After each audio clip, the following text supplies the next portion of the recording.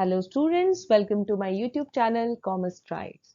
Chapter 5 Organizing संगठन में आज हम अपना अगला टॉपिक अधिकार अंतरण का अर्थ, अधिकार अंतरण के तत्व, श्रम विभाजन, अधिकार अंतरण का आधार के बारे में पढ़ेंगे। ये बहुत ही इंपॉर्टेंट टॉपिक है बट बड़ा ही इजी टॉपिक है और इसे पढ़ने में आपको बहुत ही मजा आएगा। ये बहुत ही इंटरेस्टिंग टॉपिक भी है। तो चलिए शुरू करते हैं। पर आगे बढ़ने से पहले अगर आपने मेरा चैनल सब्सक्राइब नहीं किया है तो काइंडली इसे सब्सक्राइब करिए और बेल नोटिफिकेशन को हिट करना मत भूलिए और अपने वैल्यूएबल कमेंट्स बॉक्स में जरूर लिखिए। ओके, चलिए शुरू करते हैं। अधिकार अंतरण का अर्थ, meaning of delegation of authority. Delegation of authority का मतलब क्या होता है? डेलीगेशन ऑफ अथॉरिटी का मतलब होता है ट्रांसफर ऑफ पावर, अपने अधिकार किसी और को दे देना। तो चलिए अधिकार अंतरण के बारे में कुछ और पढ़ लेते हैं। तो अधिकार अंतरण संगठन प्रक्रिया का एक महत्वपूर्ण अंग है। इसकी आवश्यकता उस वक्त उत्पन्न होती है जब एक प्रबंधक के पास कार्यभार अधिक हो जाने के कारण वो सभी कार्यों का निष्पादन स्वयं न कर सके। ऐसी स्थिति में वे अपने कार्यों का अधीनस्थों में विभाजन करता है। तो अधिकार अंतरण या ट्रांसफर ऑफ पावर या हम अपने अधिकार को दूसरे को कब सौंपते हैं?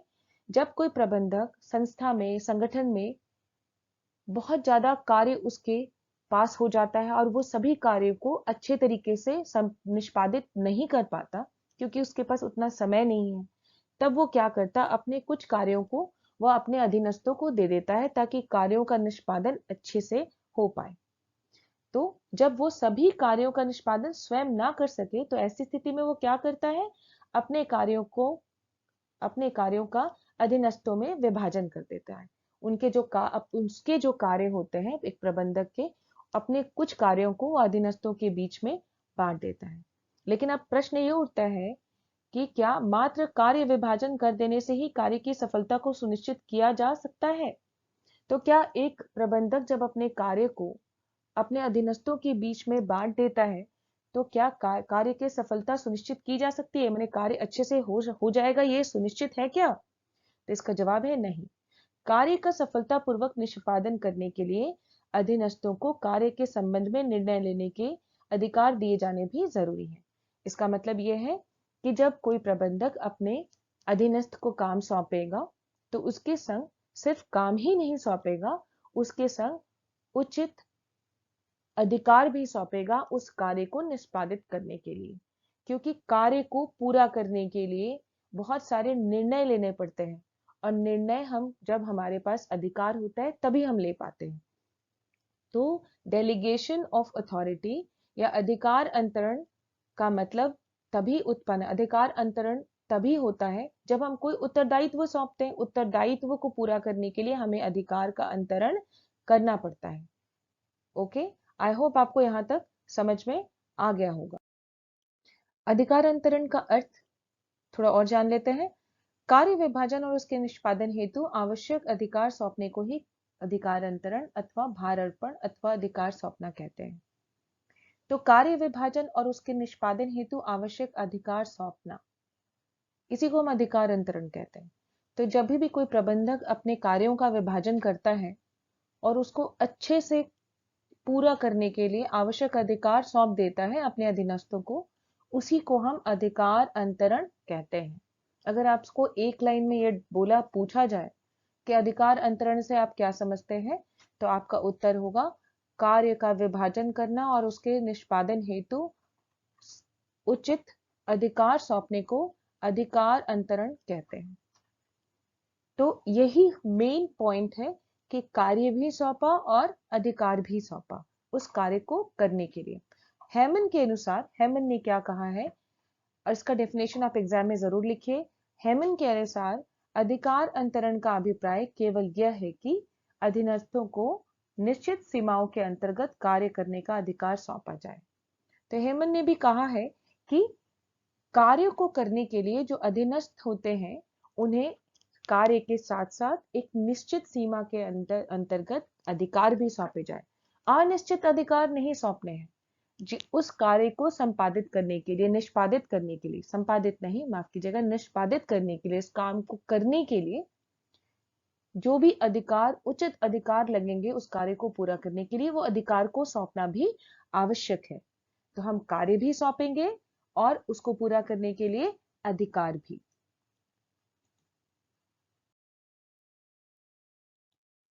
अधिकार अंतरण के तत्व, elements of delegation of authority. तो अधिकार अंतरण के कुछ तत्व होते हैं। क्या तत्व होते हैं? अधिकार अंतरण के 3 तत्व होते हैं। उत्तरदायित्व, रिस्पॉन्सिबिलिटी, अधिकार, अथॉरिटी, उत्तरदेयिता अथवा जवाबदेही, अकाउंटेबिलिटी। अब इनके बारे में हम पढ़ लेते हैं। जब भी हम अधिकार का अंतरण करते हैं तो 3 मुख्य तत्व जो हमारे सामने आते हैं, 3 शब्द हमारे सामने आते हैं, तत्व आते हैं, जिनके बारे में हमें जानना है कि वो होते क्या हैं। उत्तरदायित्व क्या होते हैं, अधिकार क्या होते हैं, मतलब उसका मीनिंग, उसके एलिमेंट्स क्या होते हैं, और जवाबदेही होती क्या है। आपको ये कभी कभी अलग से डेफिनेशन लिखने में भी आ जाता है, इसकी परिभाषा भी एग्जाम में पूछी जाती है। आइए इसके बारे में कुछ पढ़ लेते हैं। उत्तरदायित्व, रिस्पॉन्सिबिलिटी। उत्तरदायित्व शब्द काम सौंपने पर ही उत्पन्न होता है, अतः काम सौंपने को ही उत्तरदायित्व सौंपना कहा जाता है। तो उत्तरदायित्व शब्द जो की उत्पत्ति होती है, जो पहला बात ये दिमाग में आया कि भाई उत्तरदायित्व क्या होता है, तो उत्तरदायित्व का मतलब होता है काम सौंपना। काम को ही हम उत्तरदायित्व कहते हैं। जब भी कोई प्रबंधक ओवरबर्डन हो जाता है, क्योंकि उसके पास बहुत सारे कार्य होते हैं, वो प्लानिंग करता है, उसको नीति निर्धारण करना होता है, उसके पास बहुत सारे कार्य होते हैं, तो अपने कार्य को पूरा करने के लिए अपने कुछ काम को वो क्या कर देता है, अपने अधीनस्थों के बीच विभाजित कर देता है। तो काम सौंपने को ही हम उत्तरदायित्व सौंपना कहते हैं। इसकी विशेषता क्या क्या है? तो इसकी विशेषता है उत्तरदायित्व को दूसरे व्यक्ति को सौंपा जा सकता है। आप बिल्कुल क्लियर समझ पा रहे होंगे। यहाँ पे प्रबंधक क्या करता है, अपने उत्तरदायित्व को अपने अधीनस्थों को सौंप पा रहा है, इसलिए हम कह सकते हैं उत्तरदायित्व को हम दूसरे व्यक्ति को सौंप सकते हैं। इसका सार क्या है? इसका सार है कर्तव्य पालन करना। नंबर 2 पॉइंट, इसका सार कर्तव्य का पालन करना है। उत्तरदायित्व जो दिए गए हैं उसको पूरा करना। नंबर 3, इसकी उत्पत्ति अधिकारी अधीनस्थ संबंधों के कारण होती है। ये जो उत्तरदायित्व शब्द जो आए, इसकी उत्पत्ति जो हुई, ये क्यों हुई? क्योंकि एक अधिकारी अपने अधीनस्थ को काम सौंप पा रहा है। उनके बीच में कैसा संबंध है? एक अधिकारी और अधीनस्थ का संबंध है। तो हम ये कह सकते हैं कि उत्तरदायित्व की उत्पत्ति हुई क्योंकि 2 व्यक्तियों के बीच में अधिकारी और अधीनस्थ के संबंध है। अधिकार, अथॉरिटी, नेक्स्ट एलिमेंट है। अधिकार का अभिप्राय निर्णय लेने की शक्ति से है। तो हम अधिकार किसे कहते हैं? निर्णय लेने की शक्ति को ही हम अधिकार कहते हैं। अगर कोई व्यक्ति निर्णय ले पा रहा है, कोई प्रबंधक निर्णय ले पा रहा है, तो इसका मतलब है कि उसके पास अधिकार है। तो अधिकार का मतलब क्या हुआ? निर्णय लेना। निर्णय लेने की शक्ति को ही हम अधिकार कहते हैं। निर्णय किस के लिए लेते हैं? क्या निर्णय लेते हैं? निर्णय संसाधनों के प्रयोग करने अथवा कोई काम करने या न करने से संबंधित है। तो निर्णय संगठन में क्या लेते हैं कि किसी संसाधन का उपयोग हम करें या ना करें, कोई काम करें या ना करें, इससे ही निर्णय लेना संबंधित होता है। तो अधिकार की क्या क्या विशेषताएं होती हैं? अधिकार को दूसरे व्यक्ति को सौंपा जा सकता है, मतलब अधिकार को हम एक दूसरे व्यक्ति को सौंप सकते हैं। जैसे कि प्रबंधक अपने अधीनस्थ को अधिकार सौंपता है कार्य को निष्पादित करने के लिए। अधिकार का संबंध पद से है। अधिकार पद से जुड़ा होता है, जिसका जैसा पद उसके पास उसी के पद के अनुरूप अधिकार होते हैं। इससे निर्णय का पालन करवाना संभव होता है। निर्णय का पालन करवाने का मतलब होता है जो भी निर्णय लिए गए हैं उसका पालन करना संभव है। नंबर 4, अधिकारों को प्रबंधकीय पद की कुंजी मानी जाती है। एक प्रबंधक प्रबंधक तभी कहलाता है जब उसके पास उचित अधिकार होते हैं। एक प्रबंधक है और उसके पास कोई अधिकार ही नहीं है तो वो प्रबंधक है ही नहीं। तो एक प्रबंधक तभी प्रबंधक होता है जब उसके पास अधिकार होते हैं। नेक्स्ट एलिमेंट है जवाबदेही अथवा उत्तरदेयिता। तो उत्तरदेयिता अथवा जवाबदेही हम किसे कहते हैं? जवाबदेही का अभिप्राय अधीनस्थ द्वारा कार्य निष्पादन के लिए अधिकारी को जवाब देने से है। अन्य शब्दों में, जब अधिकारी अधीनस्थ को काम अथवा उत्तरदायित्व सौंपता है और उसे पूरा करने के लिए आवश्यक अधिकार देता है, तो अधीनस्थ कार्य निष्पादन के लिए अधिकारी के समक्ष जवाबदेह होता है।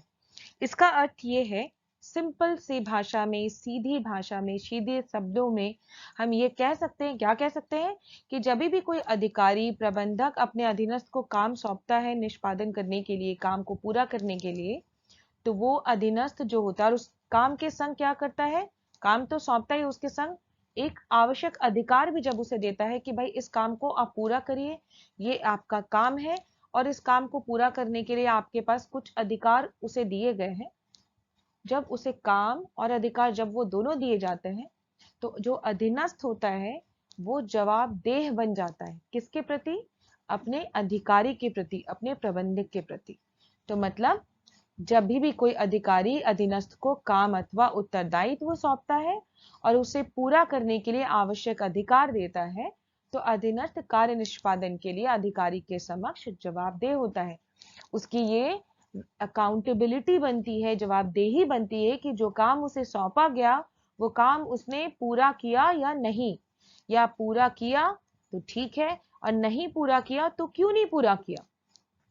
तो इस जवाबदेही की विशेषता क्या है? तो जवाबदेही दूसरे व्यक्ति को नहीं सौंपा जा सकता। देखिए, हम काम सौंप सकते हैं, अधिकार सौंप सकते हैं उस काम को करने के लिए, पर मुझे अगर काम और अधिकार दोनों मिला और मैंने काम नहीं किए, तो जवाबदेही भी मेरी ही होगी, एक अधीनस्थ की ही होगी। अगर ए ने अपने अधीनस्थ को, अपने अधीन जो अधीनस्थ, उसके उनके अधीन जो अधीनस्थ काम करे थे, उसे कुछ काम दिए करने के लिए, और उन अधीनस्थों में से एक दो अधीनस्थ ने अपने काम को पूरा नहीं किया, तो जवाबदेही भी उसी अधीनस्थ की बनती है, ए के प्रति, अपने अधिकारी के प्रति। उसे हम दूसरे व्यक्ति को नहीं सौंप सकते। यह केवल अधिकार सौंपने वाले व्यक्ति के प्रति होती है। मतलब जो ये जवाबदेही होती है, अब ए ने अपने अधीनस्थ को काम सौंपा, तो अधीनस्थ जो जवाबदेह होंगे या जवाब देंगे तो वो ए को देंगे, किसी तीसरे व्यक्ति को नहीं देंगे। इसका आधार अधिकारी अधीनस्थ संबंध है, जैसे कि रिस्पॉन्सिबिलिटी भी, उत्तरदायित्व भी अधिकारी अधीनस्थ संबंध के कारण होता है, उसी प्रकार जवाबदेही भी अधिकारी अधीनस्थ संबंध के कारण ही होता है। मतलब अगर अधिकारी और अधीनस्थ का संबंध नहीं होगा तो कोई भी जवाबदेही उत्पन्न भी नहीं होगी। फिर यह अधिकार सौंपने के कारण उत्पन्न होती है। वेरी ऑब्वियस, अगर हम काम सौंपेंगे, सिर्फ काम सौंपेंगे, तो मैं जवाबदेह हो सकता है थोड़ी देर के लिए, कोई भी अधीनस्थ ना भी हो। काम के संग क्या हुआ? काम के संग क्या सौंपा गया? अधिकार भी सौंपा गया। तो जवाबदेही उत्पन्न तब होता है जब अधिकार भी सौंपे गए हों, तब जवाबदेही का जन्म होता है।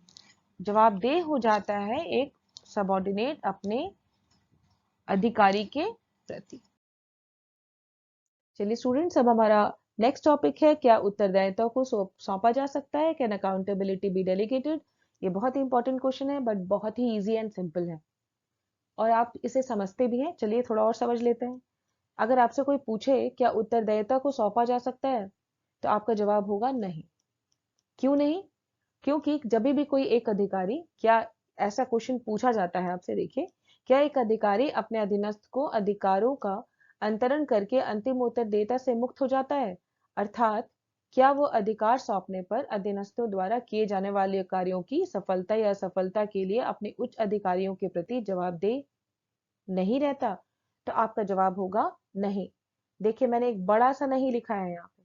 आपका जवाब क्या होगा? नहीं। वो अपने अंतिम उत्तरदायिता से मुक्त नहीं हो सकता। इसका मतलब ये है कि कोई भी अधिकारी जब अपने अधीनस्थ को काम और अधिकार दोनों सौंपता है और उनको बोलता है कि वो आप ये काम करिए, आपको उस काम को करने के लिए वो उन्हें जितने अधिकार देने चाहिए पर्याप्त अधिकार भी देता है, पर उस कार्य की पूरा होने की जिम्मेदारी, सफल होने की जिम्मेदारी, अंतिम जिम्मेदारी किसकी होती है? एक अधिकारी की होती है। और उस अधिकारी की जवाबदेही होती है किसके प्रति? अपने उच्च अधिकारियों के प्रति। जिस प्रकार अधीनस्थों की जिम्मेदारी होती है अपने विभागीय प्रबंधक के प्रति, एक अधीनस्थ की जिम्मेदारी होगी। किसकी जिम्मेदारी होगी? एक अधीनस्थ की जिम्मेदारी होगी अपने एक अधीनस्थ की जिम्मेदारी किसके प्रति होगी? अपने अधिकारी के प्रति। और एक अधिकारी की जिम्मेदारी किसके प्रति होगी? अपने उच्च अधिकारी के प्रति। तो कोई भी अपनी जवाबदेही से मुक्त नहीं हो सकता। चलिए थोड़ा और देख लेते हैं। क्योंकि केवल अधिकारों को ही सौंपा जा सकता है, उत्तरदेयता को नहीं। सिंपल सा जवाब है, हम सिर्फ काम और अधिकार ही सौंप सकते हैं, अपनी अंतिम जिम्मेदारी को नहीं सौंप सकते। उदाहरण के लिए मुख्य प्रबंधक एक विभागीय प्रबंधक को काम सौंपता है और विभागीय प्रबंधक अपने अधीनस्थ को। एक मुख्य प्रबंधक अपने विभागीय प्रबंधक को काम दिया और विभागीय प्रबंधक अधीनस्थ को। तो विभागीय प्रबंधक अपने अधीनस्थ को कार्य भी सौंपता है, मतलब कार्य भी सौंपेगा और अधिकार भी। लेकिन ऐसा करने से उसकी उत्तरदेयता समाप्त नहीं हो जाएगी। बड़ा ही साफ साफ लिखा है। हम काम भी दे देंगे, एक विभागीय प्रबंधक काम भी दे देगा और अधिकार भी देगा, सौंप देगा, पर उसकी जवाबदेही नहीं बदलेगी। किसके प्रति? अपने से उच्च अधिकारी के प्रति। अपने अधीनस्थों के कार्य की सफलता या असफलता के लिए वह मुख्य प्रबंधक के प्रति सदैव जवाबदेह रहेगा। तो इससे हम ये समझ पाए, क्या समझ पाए, कि एक प्रबंधक जो होता है वो अपने कार्य को अच्छे से निष्पादित करने के लिए अपने कुछ कार्य को अपने अधीनस्थ को दे सकता है करने के लिए। उस कार्य को अच्छी भली भांति करने के लिए कुछ अधिकार भी सौंपता है, पर जवाबदेही उसी की होती है उस कार्य को सुचारू रूप से करने की। उसके अधीनस्थ उस कार्य को सफलतापूर्वक कर पाए या नहीं कर पाए, इसकी जवाबदेही उसकी ही रहेगी अपने उच्च अधिकारियों के प्रति। तो आई होप स्टूडेंट आपको यहाँ तक समझ में आ गया होगा। अब हम नेक्स्ट टॉपिक, अगला टॉपिक जो बचा हुआ है, importance of delegation of authority, महत्व क्या होता है अधिकार अंतरण का, इसका, और डिसेंट्रलाइजेशन, ये सब कुछ टॉपिक बचे हुए हैं, वो हम अपने अगले वीडियो में कवर करेंगे। तो अगर स्टूडेंट्स अगर आपको इस मैटर पे थोड़ा भी कहीं भी अगर डाउट है तो कमेंट बॉक्स में आप कमेंट करिए कि आपको किस टॉपिक को अगर कुछ भी प्रॉब्लम है तो आप मुझे कमेंट करिए, मैं इसे दूर करने की पूरी कोशिश करूंगी। और मेरे चैनल को जरूर सब्सक्राइब करिए। Thank you.